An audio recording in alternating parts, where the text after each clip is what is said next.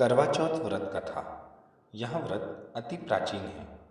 इसका प्रचलन महाभारत से भी पूर्व का है।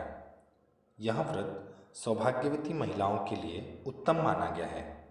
सामान्य मान्यता के अनुसार सुहागिनें इस व्रत को अपना सुहाग की दीर्घायु के लिए रखती हैं। कहा जाता है इसे पांडवों की पत्नी द्रौपदी ने भी किया था।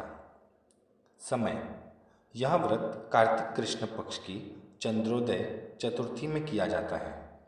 व्रत की विधि: कार्तिक मास के कृष्ण पक्ष की चतुर्थी को करवा चौथ कहा जाता है। सुहागवती स्त्रियों के लिए यह व्रत बहुत ही श्रेष्ठ व्रत है। स्त्रियां इस व्रत को पति के दीर्घ जीवों होने के लिए करती है। इस दिन सुहागिन स्त्रियां चावल पीसकर दीवार पर करवा चौथ बनाती है, जिसे वर कहते हैं। इस करवा चौथ में पति के अनेक रूप बनाए जाते हैं तथा सुहाग की वस्तुएं जैसे चूड़ी, बिंदी, बिछुआ, मेहंदी और महावर आदि के साथ साथ दूध देने वाली गाय, करुआ बेचने वाली कुम्हारी, महावर लगाने वाली नाइन, चूड़ी पहनाने वाली मनिहारिन, 7 भाई और इनकी इकलौती बहन सूर्य, चंद्रमा, गौरा और पार्वती आदि देवी देवताओं के भी चित्र बनाए जाते हैं। सुहागिन स्त्रियों को इस दिन निर्जला व्रत रखना चाहिए। रात्रि को जब चंद्रमा निकल आए तब उसे अर्घ्य देकर भोजन करना चाहिए। पीली मिट्टी की गौरा बनाकर उसकी पूजा करनी चाहिए। यदि दीवार पर करवा चौथ बनाने में कोई असुविधा हो तो करवा चौथ का चित्र बाजार से लेकर दीवार पर चिपकाया जा सकता है। करवा चौथ व्रत कथा। एक साहूकार था जिसके 7 बेटे और एक बेटी थी। सातों भाई व बहन एक साथ बैठकर भोजन करते थे।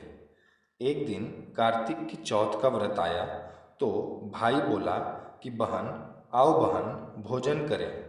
बहन बोली कि आज करवा चौथ का व्रत है, चांद उगने पर ही खाऊंगी। तब भाइयों ने सोचा कि चांद उगने तक बहन भूखी रहेगी, तो एक भाई ने दिया जलाया, दूसरे भाई ने छलनी लेकर उसे ढका और नकली चांद दिखाकर बहन से कहने लगे कि चल, चांद उग गया है, अब अर्घ दे ले। बहन अपनी भाभियों से कहने लगी कि चलो अर्घ दें, तो भाभियाँ बोली, तुम्हारा चांद उगा होगा, हमारा चांद तो रात को उगेगा।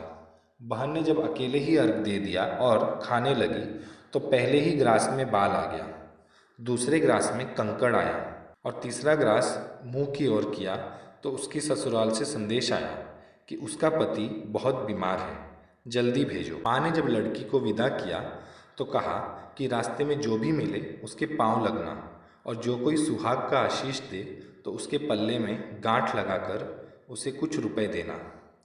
बहन जब भाइयों से विदा हुई तो रास्ते में जो भी मिला उसने यही आशीष दी कि तुम 7 भाइयों की बहन, तुम्हारे भाई सुखी रहे और तुम उनका सुख देखो। सुहाग का आशीष किसी ने भी नहीं दिया। जब वह ससुराल पहुंची तो दरवाजे पर उसकी छोटी ननद खड़ी थी।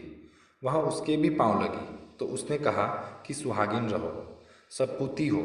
तो उसने यह सुनकर पल्ले में गांठ बांध दी और ननद को सोने का सिक्का दिया। तब भीतर गई तो सास ने कहा कि पति धरती पर पड़ा है, तो वह उसके पास जाकर उसकी सेवा करने के लिए बैठ गई। बाद में सास ने दासी के हाथ बची कुची रोटी भेज दी। इस प्रकार से समय बीतते बीतते मार्गशीर्ष की चौथ आई तो चौथ माता बोली, करवा ले करवा ले, भाइयों की प्यारी करवा ले। लेकिन जब उसे चौथ माता नहीं दिखलाई दी तो वह बोली, हे माता, आपने मुझे उजाड़ तो दिया, अब आप ही मेरा उद्धार करोगी, आपको मेरा सुहाग देना ही पड़ेगा। तब उस चौथ माता ने बताया कि पौष की चौथ आएगी, वह मेरे से बड़ी है, उसे ही सब कहना, वही तुम्हारा सुहाग वापस देगी। पौष की चौथ आकर चली गई, माघ की चली गई, फाल्गुन की चली गई, चैत्र, वैशाख, ज्येष्ठ, आषाढ़ और श्रावण, भादो की सब चौथ आई और यही कहकर चली गई कि आगे वाली को कहना।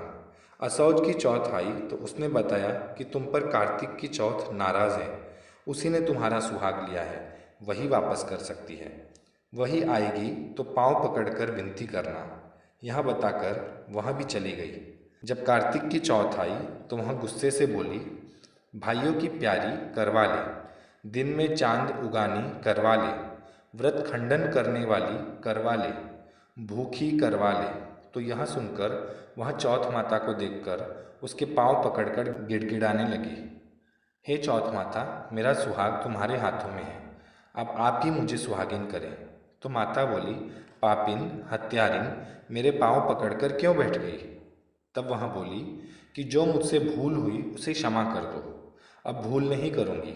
तो चौथ माता ने प्रसन्न होकर आंखों से काजल, नाखूनों में से मेहंदी और टीके में से रोली लेकर छोटी उंगली से उसके आदमी पर छींटा तो वह उठकर बैठ गया और बोला कि आज मैं बहुत सोया। वह बोली, क्या सोए? मुझे तो बाहर महीने हो गए, अब जाकर चौथ माता ने मेरा सुहाग लौटाया। तब उसने कहा कि जल्दी से माता का पूजन करो। जब चौथ की कहानी सुनी, करवा का पूजन किया, तो प्रसाद खाकर दोनों पति पत्नी चौपड़ खेलने बैठ गए। नीचे से दासी आई, उसने उन दोनों को चौपड़ पासे से खेलते देखा तो उसने सासू जी को जाकर बताया। तब से सारे गांव में यह बात प्रसिद्ध होती गई कि सब स्त्रियां चौथ का व्रत करें तो सुहाग अटल रहेगा। जिस तरह से साहूकार की बेटी का सुहाग दिया, उसी तरह से चौथ माता सबको सुहागिन रखे। यही करवा चौथ के उपवास की सनातन महिमा है।